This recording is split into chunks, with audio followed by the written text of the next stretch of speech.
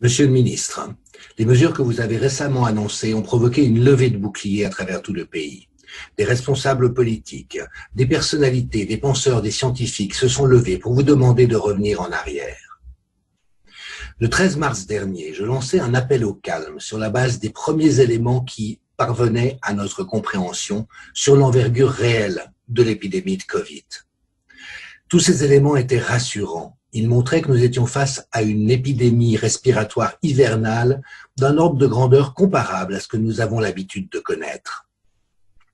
Il s'avère qu'il ne s'agit, malgré la somme d'erreurs que vous avez commises et leur coût sur la population, qu'en termes de surmortalité, il ne se sera agi que de la 10e épidémie la plus grave depuis l'après-guerre.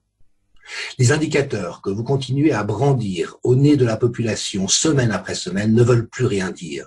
Les tests ont une telle sensibilité que dans l'immense majorité des cas, ils révèlent des personnes qui ont pu être en contact avec le virus, mais qui ne sont ni infectés ni contagieux. Vous êtes vous-même neurologue, monsieur le ministre, et vous savez mieux que personne l'impact que peut avoir sur le cerveau des informations anxiogènes et erronées sur un problème de cette nature. Le professeur Raoult a rappelé devant le Sénat la réalité de l'effet nocebo. Vous pouvez rendre quelqu'un malade et vous pouvez même le tuer avec ce genre de communication.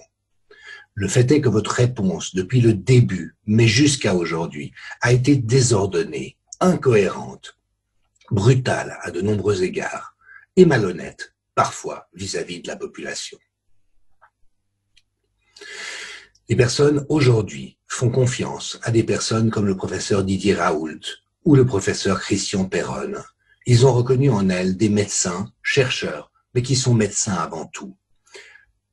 Avoir mis en échec, comme vous l'avez fait, les médecins généralistes, qui dans tous les textbooks épidémiologiques sont le premier rideau face à un phénomène de cette nature, est une violation crasse des droits des soignants et des patients, dont vous aurez à répondre devant la haute cour de justice. N'aggravez pas votre cas, monsieur le ministre.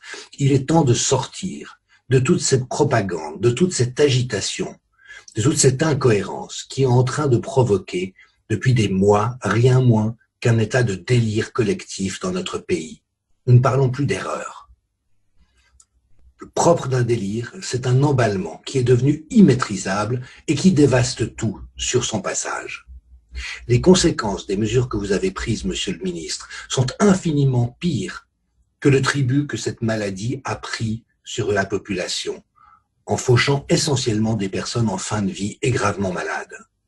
Vous êtes en train d'organiser, monsieur le ministre, un saccage des forces vives de la société, un effondrement de l'économie, une asphyxie de la culture. Il n'existe pas une seule catégorie de la population qui n'est endommagée par les décisions excessives que vous prenez les unes après les autres, avec un autoritarisme qui laisse pantois, et ce d'autant plus qu'elle ne repose pas sur des bases scientifiques.